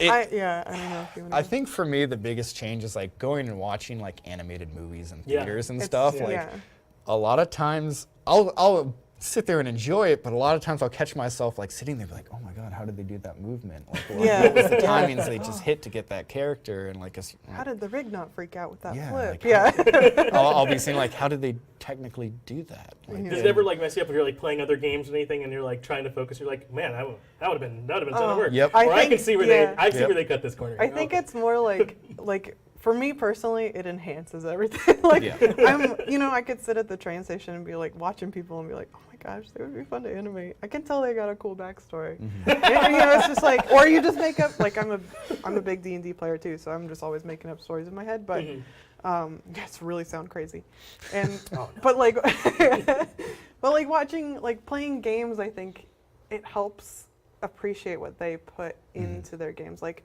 we have a huge team that works on our stuff, and it's easier to appreciate like all of the stuff that goes into other games. For example, like Smash, like that's so big right now. Right. They push the rigs and stuff so much on the attacks, and that kind of stuff is so inspiring to see. Like, oh, we should do that more. Let's enhance, enhance. Like stuff like that. I think it kind of helps. Like in other games and movies, like we take a lot of appreciation in how they successfully pull off a lot of things, and we can kind of look at that and study that, and I think it just helps improve everybody. Like we take inspiration from it, and we try and make ourselves better by looking at stuff like that. And I'm sure like there are animators that are at like some of the highest end studios that do the same, where they look at other games and it'd be silly look at, not to. You look at what you love, and there's a reason why you love it and why it works so well. And at the end of the day, we're all doing the same thing too. It's not like, sure, it's a little bit competitive, but it's if we can all like in every company, every game, make each other better. We gonna have some cool games. We might as well do that. Especially like the animation community is it's so close. The animation game dev community in particular is. We're like people at numerous studios share their work and share processes and how they went about things, and everyone's just so willing to help each other get better, and it's awesome. And, it's really cool community to be a part of. Like there are plenty of opportunities where we can kind of absorb that and add it to our own games on Paladins or Smite and help make those better. Plus, it makes like you want to do that for other people too. I want to hoard secrets. Just in the last couple of days, like, because Into the Spider-Verse has been really big. I know, Yes. like, a lot of artists have been. I haven't seen it yet. There was. You haven't seen it yet? There was something I saw that was just like, and it was just like, here's this like 10, like not even 10 seconds, like 3-second clip, and this guy's slowing it down. He's like breaking it down. And like showing things that, like, if you're watching the movie, like when I was watching, it's like it never occurred to me to think of. Where it's like, here's a shortcut to make motion blur appear, and I'm like, I didn't even know that was a thing. But you feel it. Like if it you wasn't there, you might have been like, oh, You it would feels a notice little it, odd. Yeah. Like there's been so many breakdowns about how Spider-Verse kind of is successful at animating on 2s, which means like they hold a pose for an extra frame where like, the background will still move, but the character holds it, and that kind of gets that kind of like comic booky feel and like that animated sense that they were going for, and they do it so successfully. And there have been so many breakdowns from animators that have worked on it. Yeah, I've watched so many. I That- haven't seen. I'm just like, oh, I- spoil it. Like, like all the animators at hi-rez are pretty close. Like we're like a big family, even across teams. And Oh. like I know we've all just been geeking out about how awesome it is. Yeah, it's very inspiring, and we do take a lot of that and use it to try and improve how we animate. Yeah, it's really. We got any web swinging like champs coming in then maybe? Right? You gonna tell us that? I can't answer that. I'll get The in way trouble. Garrett worded it for, like, with Amani's Dash, where it was a legally distinct version of swinging around. Like, That's awesome. Well, you talked a little bit earlier, I guess, to kind of move a little bit back to another topic about what it's like maybe in Arthur's like big armor, or the same for Khan, right? I guess when you think about the specific personalities or like the realities of working on a specific character, who do you like really like working on, or is there anyone that you maybe like dread kind of working on, like, oh, this is going to be so tough because they've got all this stuff billowing off them, like.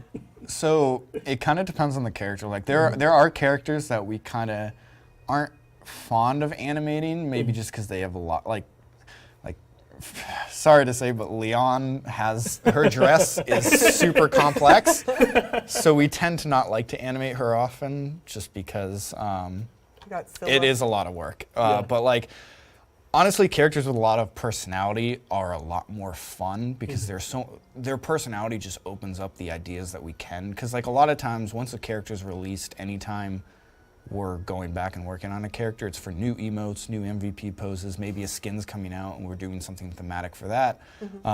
Like Moji is super fun to work on because Moji looks there's so much you can do with her. yeah, like the dragons, the lizard, her pet is just, one's angry, one's derpy, and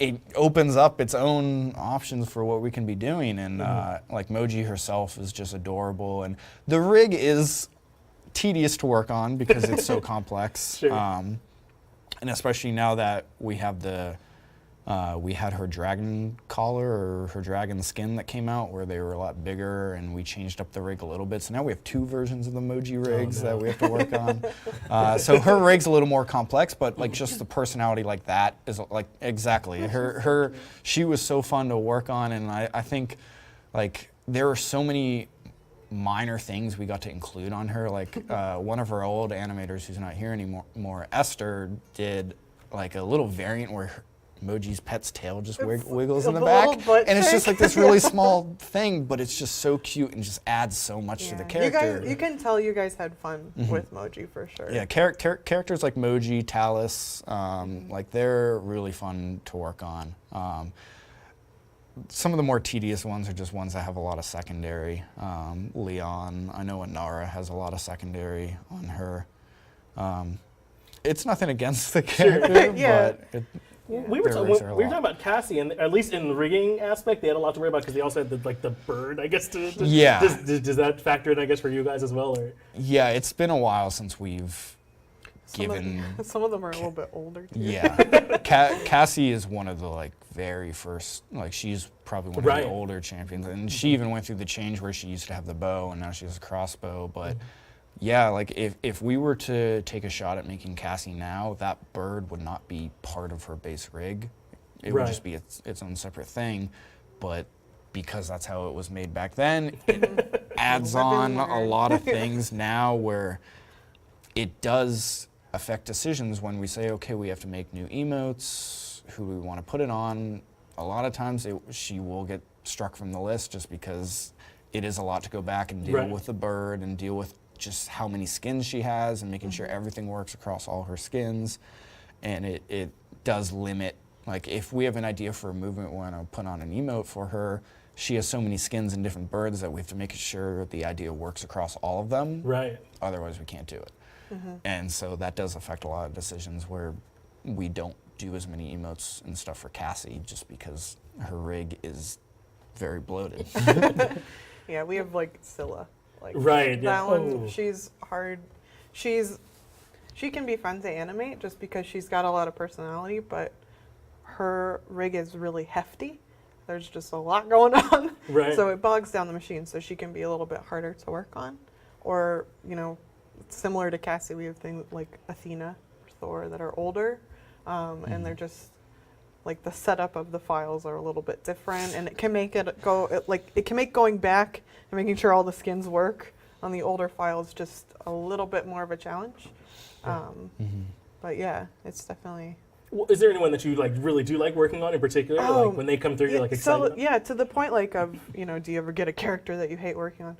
I feel like it changes so much that it's always fresh. Yeah. So like, for example, Arthur's runs and Pele's runs are so different because she runs on her toes, she's, you know, light foot, she's kind of supposed to be faster, and he's like chunky and running all heavy in his armor, and it's just so different. Like, it's, I don't know. I don't think like I hate working on anybody. Sure. It's just different. It's like a different prompt. I will say there is an aspect of it where we get a little selfish, where sometimes like there'll be a list of, okay, for this patch we need emotes for these characters, and usually we'll kind of just, the animators will just pick what they want to work on. And there are times where like, I know a few of us do play Paladins, like we play on our lunch break and we play at home on our personal times, where we'll specifically go out of our way to sign up for champions that we do play in live, just to be like, yep.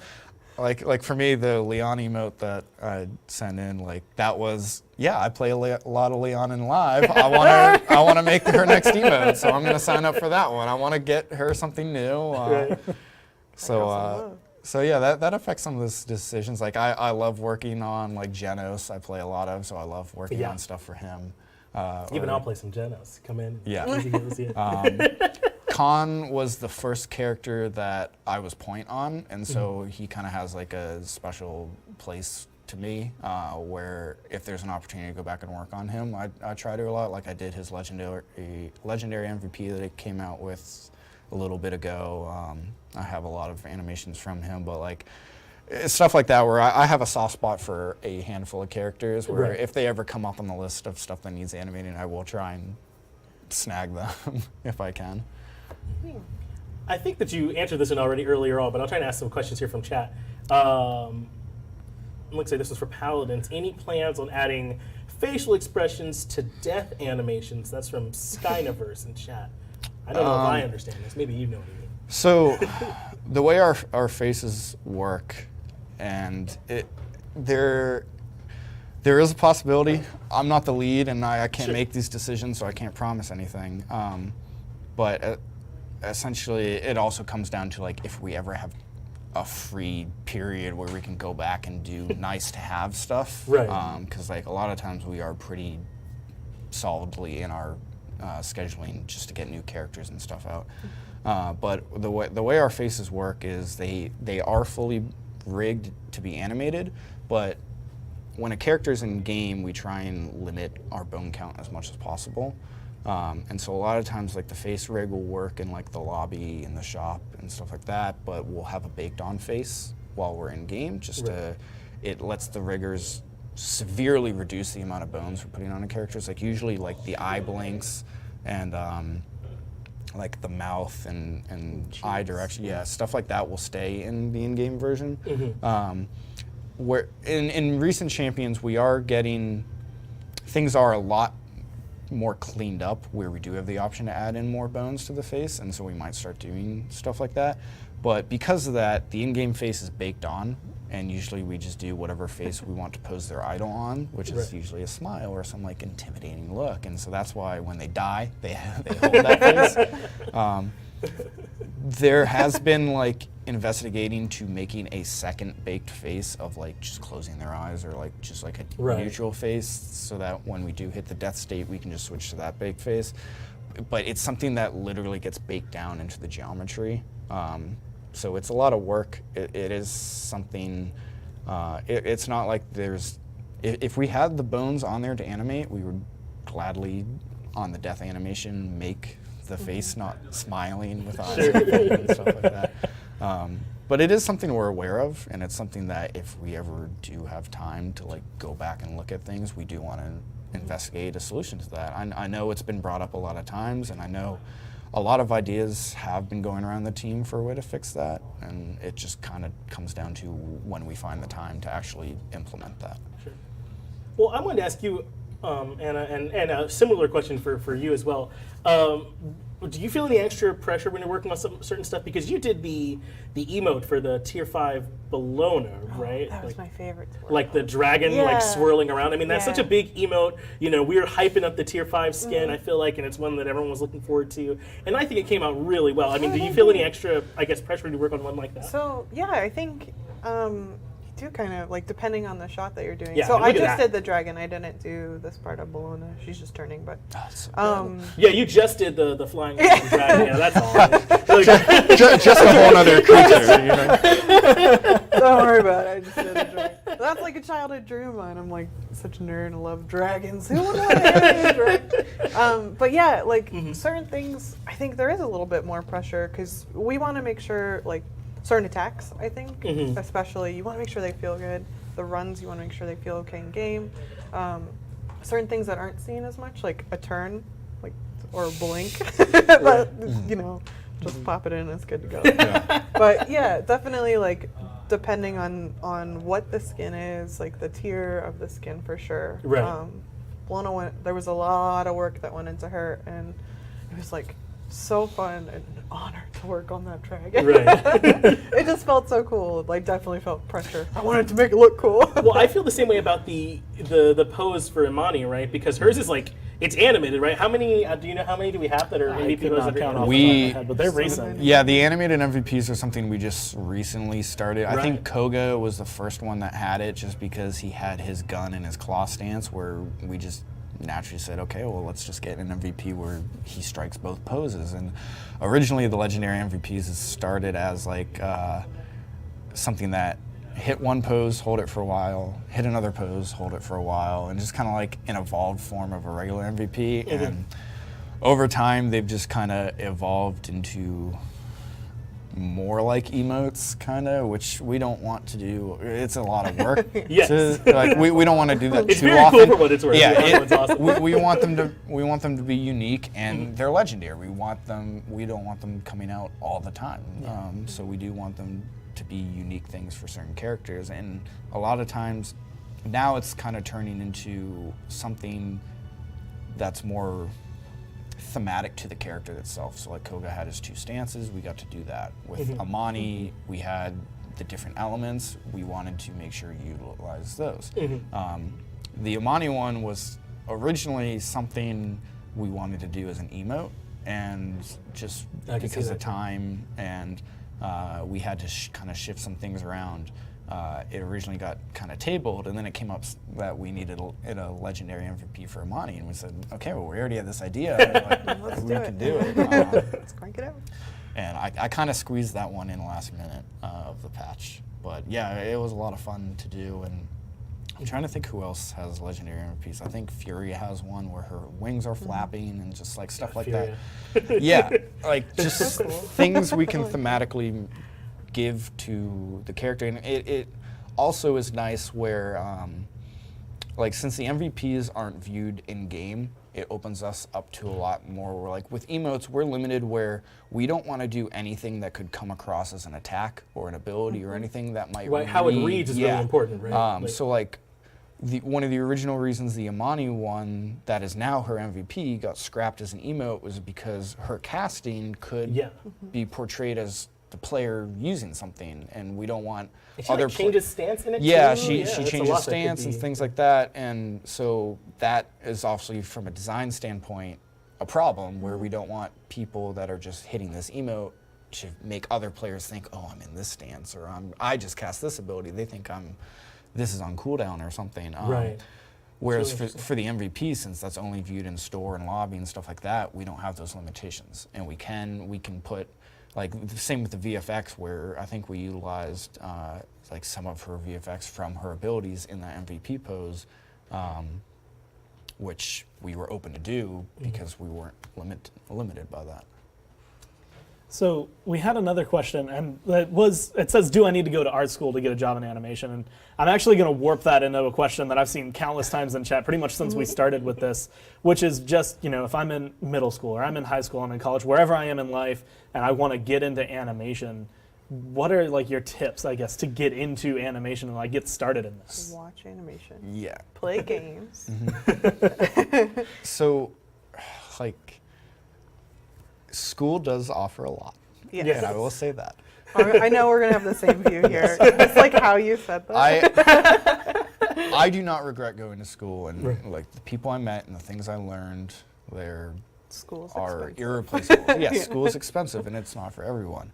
That being said, there are plenty of resources online where, because like So many resources. the biggest thing that I always feel bad about, like telling to aspiring artists and students, is like a lot of people go into game design not knowing what they want to do and not knowing what they want to focus on, and they spend a couple years there and a lot of money and then drop out and don't do anything with it. Right. Whereas like there are plenty of guides to follow, and like the programs where you use 3ds Max and Maya, there are free student There's versions. student versions, yeah. That you get them for you don't free. need to go to a school to get.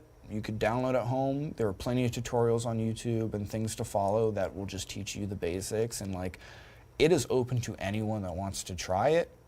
And like that's one of those things where try it, see what you can learn, and if you do love it, then yeah, pursue it and try and go to school or keep at it. I mean, it's just it's a lot of practice and a lot of just finding techniques and getting used to it. And like, I mean, I definitely wasn't as strong as an animator when I started at hi-rez as I am now. I've advanced so immensely just working here. Even though I was an animator before coming here, just the amount that I progressed here, just working at it over and over and over again so frequently, it does a lot. And everybody has access to those online for free. Like even if you're not a student, even if you're not an animator, like you can just The time go. is the hard thing Yeah, to find. it's just try. If you want to try it as a hobby, you can download these student versions of these programs of 3ds Max and Maya, and just get out. And whether you want to model or animate or anything, like there's plenty of resources online that you can definitely take a shot at it before you commit to like going to school for it. Yeah, I think like to bounce off of that too, rule number 1, if you want to be if you want to get a job in game dev, in animation, in movies, in TV, with working with people, don't be a jerk. Just be a good person. Nobody wants to work with a jerk. That's right? not the first time we've heard that, by the way. Yeah, On this show. It's not the first time we've heard it's that. just a great piece of life advice. But kind of like I went to undergrad school and then graduate school, which that is a lot of money. Yeah. That's a lot of debt. We are so lucky to live in an age where everything is available to us online. So, like, you can look up tutorials, like you were saying, on YouTube for free. You can get rigs that are professional, feature quality rigs for free on the internet to practice with. It's just a matter of finding the time to practice. And you don't have to go to a brick and mortar school. Granted, I don't regret my decision going because I met so many great people and lots of networking opportunities, which is huge. But you can go online to school too. Like after I graduated from grad school, I started doing classes through iAnimate just to keep getting my skills up. And I learned with people from all over the world. My professors were people in the industry. It's like, but I was in my own, in my pajamas on the couch, just learning with these people. There's so many different ways to learn these days. And I think like what we were saying earlier, the game dev animation community, especially on Twitter and just online, is so willing to help. Like all people got to do is like ask advice and just don't be a jerk about it. Like we were all there once too. I'm still learning. God, I will never stop learning. Yeah, never I will. love it. No, it's good advice. I mean, you could be really good at something, and Of course. course. be the kind of person no one wants to be around, and that'll mess that up real easy. So Yeah. Exactly. it's definitely a big part of it. Well, I mean, I'm glad to have had y'all both in. I mean, we're really getting towards the end. It just flew by, didn't it? Just kind of. Yeah, that Yeah, went really fast. Cutting down from 3 hours has truly helped. That me. was Actually get it that down. was the real play. We didn't have to I pull out learned a any lot cat about pictures. rigging that first week, but I'm not sure anyone other than someone who is truly pursuing rigging is Yeah. going to need to know that much. And I mean that about generally any subject. Yeah. You know, Yeah. like, you know, Once you pass that first hour, it's usually I am I'm sure very there were serious people, and like, committed about it. taking the Yeah, like I love anime. I don't know if I want to watch an hour and a half description on how to make it. Like, Yeah. I don't know. That's a lot. Like, it's 3 hours. 3 We'll see how it hours. goes. And y'all have any closing thoughts? Maybe anything that you really loved working on, or just something that you want to you would let people know about what you do? I guess I'll ask you first. Amy. We are very fortunate Yeah. people. I Yes. know, like, every day I am so excited to wake up and go to work and be a kid and be a nerd, do some animation. Like, yeah, if, you know, but it's hard to get here. You got to work for it. too. Yeah. You can't just, like, Walk in. Yeah. Yeah. or maybe, like, there's After one in a it's open, million. but not always. Yeah. Yeah, I mean, I said this earlier, but like all the animators at hi-rez are so close to each other. They're, like, it- my Yeah. family. like we're not like separated by our own teams and projects. Like everybody does everything together. Like the Paladins and my animators and their animators on Realm and other stuff. That like we all do everything together, and we're so fortunate It's to have that rewarding, kind of yeah. environment here. We're it's like, so nice that everybody gets along. Yeah, like, we all hang outside. Like, There's not that outward. guy, you know, like that guy. Yeah. Like, Yeah. like we invite all Brett are so ready to help each other, and It's so wonderful. like I don't know, Yeah. you progress so much more in an environment like that, and Totally. it's amazing to just see what animations everyone else can put out, and It's motivating too. yeah, Like, it's it, like, it, oh, they it did makes that. It was so your awesome. I gotta do it makes something you like want to get better. Yeah. And Yeah. it's an awesome place Yeah. to be in. No, I fully agree. It's awesome. I appreciate y'all coming in again. Brett Jackson on Paladins, Anna Reeling. Yeah, you Got got it easy on Smite. Gorvisor here as well. Finch too. Thank you all so much for watching. Make sure you check us out next time on Dev Insight. And thanks again for hanging out and chat. Bye, guys. Bye, everyone.